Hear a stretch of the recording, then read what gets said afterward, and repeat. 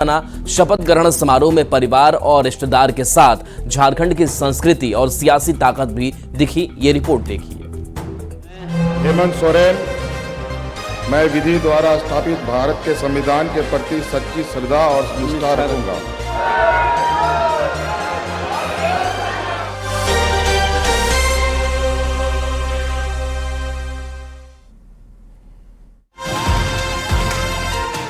रांची के मोरहाबादी मैदान की अनोखी तस्वीर झारखंड की सियासत के ऐतिहासिक पन्ने में दर्ज हो गई।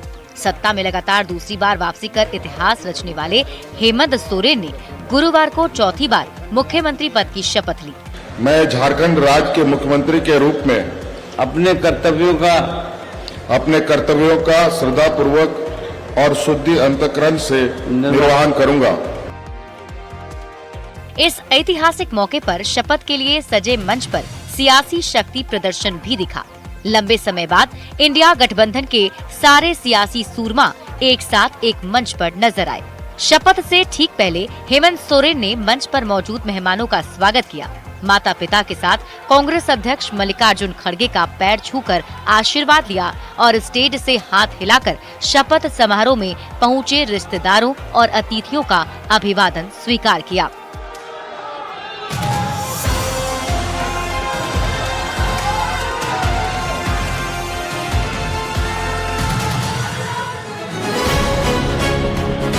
मुख्यमंत्री हेमंत सोरेन, गांडे से विधायक और उनकी पत्नी कल्पना सोरेन का पूरा परिवार इस खास पल का गवाह बना। खास मेहमानों के ठीक बीच मंच पर हेमंत सोरेन के पिता शिबू सोरेन और मां रूपी सोरेन बैठी थी और स्टेज के सामने पहली पंक्ति में कल्पना सोरेन की मां, उनकी बहन, हेमंत सोरेन के दोनों बेटे और छोटे भाई बसंत सोरेन की बेटी बैठी थी। इस मौके पर सोरेन परिवार का संस्कार भी दिखा। बसंत सोरेन की बेटी अपने पिता के साथ मंच पर पहुंची और दादा दादी के पैर छूकर आशीर्वाद लिया और इसके बाद ही बैठने के लिए अपने स्थान पर पहुंची। शपथ ग्रहण के लिए बने मंच पर बाईं ओर नवनिर्वाचित विधायकों के बैठने की व्यवस्था की गई थी, जहां ज्यादातर सत्ता पक्षी विधायकों के साथ झारखंड लोकतांत्रिक क्रांतिकारी मोर्चा के इकलौते विधायक जयराम महतो नजर आए। दाईं ओर वीवीआईपी मेहमान बैठे थे, या यूं कहें लोकसभा चुनाव के बाद एक मंच पर एक साथ विपक्ष का चेहरा नजर आया। हेमंत सोरेन के दाहिनी ओर कांग्रेस अध्यक्ष मल्लिकार्जुन खड़गे, लोकसभा में नेता प्रतिपक्ष राहुल गांधी, पत्नी कल्पना सोरेन, कर्नाटक के डिप्टी सीएम डीके शिव कुमार, झारखंड कांग्रेस के प्रभारी गुलाम अहमद मीर और प्रदेश अध्यक्ष केशव कुमार कमलेश, निर्दलीय सांसद पप्पू यादव के बगल में बैठे थे। हेमंत सोरेन के बाईं ओर पश्चिम बंगाल की मुख्यमंत्री ममता बनर्जी, दिल्ली के पूर्व सीएम अरविंद केजरीवाल और उनकी पत्नी सुनीता केजरीवाल, पंजाब के सीएम भगवंत मान, समाजवादी पार्टी के अध्यक्ष अखिलेश यादव, बिहार के नेता प्रतिपक्ष तेजस्वी यादव और उनके बगल में झारखंड आरजेडी के प्रभारी जयप्रकाश नारायण यादव नजर आए। हेमंत के शपथ ग्रहण समारोह में झारखंड की संस्कृति और रंग बिरंगी झलकियां भी देखने को मिली। समारोह में झारखंड के लोक कलाकारों ने पारंपरिक वेशभूषा में अतिथियों का स्वागत भी किया और खूब मनोरंजन भी हुआ। खास बात तो ये है कि मंच के ठीक सामने भी पारंपरिक लोक कला और चित्रकारी उकेरी गई थी। इस खूबसूरत पेंटिंग के साथ ये पल भी झारखंड के स्वर्णिम सियासी इतिहास में हमेशा हमेशा के लिए दर्ज हो गया। Bureau report, news 18।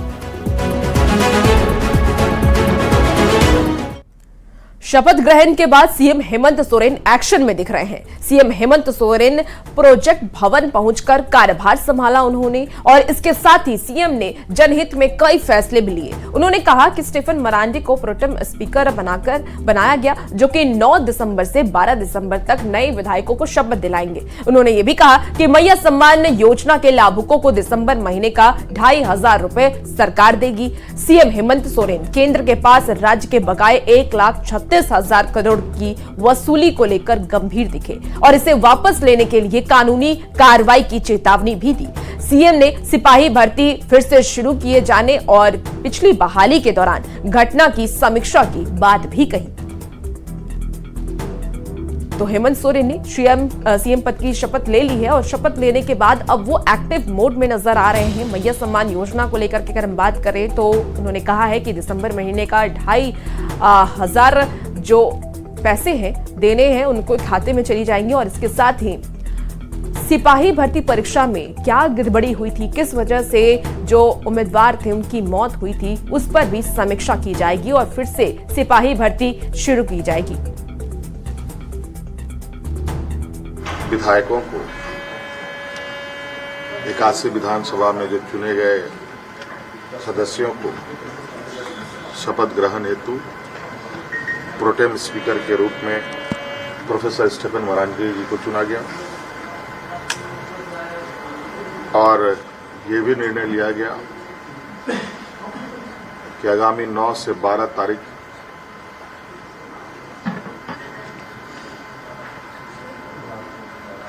सरकार का प्रथम सत्र आहूत होगा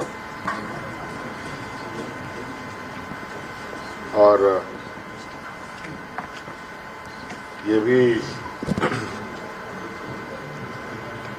निर्देशित किया गया कि जो हमने निर्णय लिया था कि मैया सम्मान योजना के तहत दिसंबर मास से महिलाओं के खाते में 2500 रुपये देने का, उसे भुगतान किया जाएगा प्रतिमाह।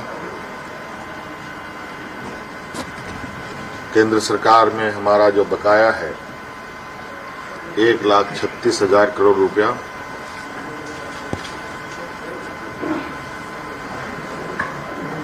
जो केंद्रीय सरकारी उपक्रमों पर है,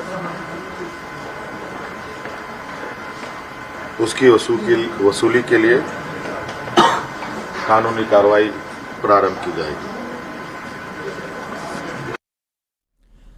झारखंड में हेमंत सरकार मजबूती के साथ सत्ता में लौट चुकी है। ऐसे में जनता से किए गए वादों को पूरा करने की बारी भी अब आ चुकी है। खर्च के लिहाज से इन वादों को पूरा करना कितना आसान होगा या फिर चुनौती भरा? चौथी शपथ की क्या है 4 बड़ी चुनौती, ये रिपोर्ट देखिए।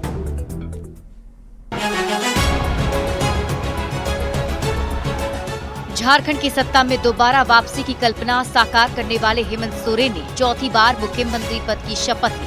सत्ता में वापसी का सपना तो पूरा हो गया, पर हेमंत के लिए अभी भी कई चुनौतियां बाकी हैं। हेमंत को उन ख्वाबों को पूरा करना होगा जो उन्होंने चुनाव के समय झारखंड की जनता को दिखाए, क्योंकि चुनाव में लोगों ने जेएमएम के एक ही नारा हेमंत दोबारा पर खुलकर भरोसा किया।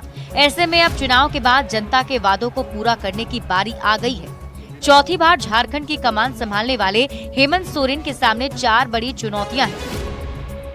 गरीब महिलाओं को हर महीने 2500 रुपए की आर्थिक मदद, 450 रुपए में गैस सिलेंडर और हर व्यक्ति को 7 किलो राशन, झारखंड के 10 लाख युवाओं को रोजगार और धान की एमएसपी 2400 रुपए से बढ़ाकर 3200 रुपए करना। वैसे तो इंडिया गठबंधन के साझा घोषणा पत्र में कई बड़े वादे थे, पर 200 यूनिट मुफ्त बिजली के साथ साथ 1 वोट 7 गारंटी के न्याय पत्र वाले इन 4 वादों को पूरा करना सीएम सोरेन के लिए सबसे बड़ी चुनौती है। इन वादों को पूरा करना कितना आसान या कितना मुश्किल होगा, आंकड़ों के लिहाज से समझते हैं। 2024-25 का प्रस्तावित बजट 1,28,000 करोड़ का है। बात करें जेएमएम की 3 बड़ी योजनाओं की, तो उनमें मैया सम्मान योजना, 200 यूनिट मुफ्त बिजली और 450 रुपए में घरेलू गैस सिलेंडर का वादा शामिल है। इन 3 योजना पर अनुमानित बोझ औसतन 38,500 करोड़ से अधिक होगा। इसे लेकर साल 2025-26 के बजट में सरकार पर करीब 39,000 करोड़ का अतिरिक्त बोझ बढ़ सकता है। बात करें 2025-26 में राज्य सरकार के बजट की, तो इसका आकार 30% तक बढ़ सकता है। ऐसे में बजट का आकार बढ़कर 1,67,460 करोड़ के करीब पहुंच सकता है। हालांकि अभी तक बजट का आकार 9% से 13% तक ही बढ़ाने का रिकॉर्ड है। एक्सपर्ट मानते हैं कि इन वादों को पूरा करना बहुत ज्यादा मुश्किल नहीं है। राज्य सरकार खनिज पर टैक्स या सेस बढ़ाकर रेवेन्यू जुटा सकती है, पर यह भी एक सच्चाई है कि चुनाव में वादों पर भरोसा दिलाना जितना मुश्किल होता है, उसे पूरा करना शायद उससे भी ज्यादा कठिन। लिहाजा ये देखना होगा कि हेमंत सोरेन की नई सरकार न्याय पत्र के साथ कितना न्याय कर पाती है और कितनी गारंटियां पूरी होती है। Bureau report, news 18। मैं विधि द्वारा स्थापित भारत के संविधान के प्रति सच्ची श्रद्धा और इसी बीच बड़ी खबर झारखंड के सियासी गलियारे से आ रही है। 9 दिसंबर से 12 दिसंबर तक झारखंड विधानसभा का विशेष सत्र चलेगा। 9 दिसंबर को नव निर्वाचित विधायक शपथ लेंगे। 10 दिसंबर को राज्यपाल का अभिभाषण होगा। विधानसभा अध्यक्ष का चुनाव भी होगा और 11 दिसंबर को विश्वास मत हासिल करेगी सरकार। आपको बता दें कि द्वितीय अनुपूरक बजट भी इसमें पेश होना है। द्वितीय पाली में राज्यपाल के अभिभाषण पर वाद विवाद भी हो सकता है। खनिज पर शेष बढ़ाने से संबंधित और संशोधित विधेयक भी पेश किए जाएंगे। 12 दिसंबर को राज्यपाल के अभिभाषण पर धन्यवाद प्रस्ताव भी होगा और सरकार का उत्तर और मतदान होगा। तो इस बीच आपको बड़ी खबर राज्य से बता रहे हैं, जहां राज्यपाल के भाषण पर वाद विवाद की बात भी सामने आ रही है और 9 दिसंबर से विशेष सत्र की शुरुआत होगी। 9 दिसंबर को ही विधायक भी शपथ लेंगे।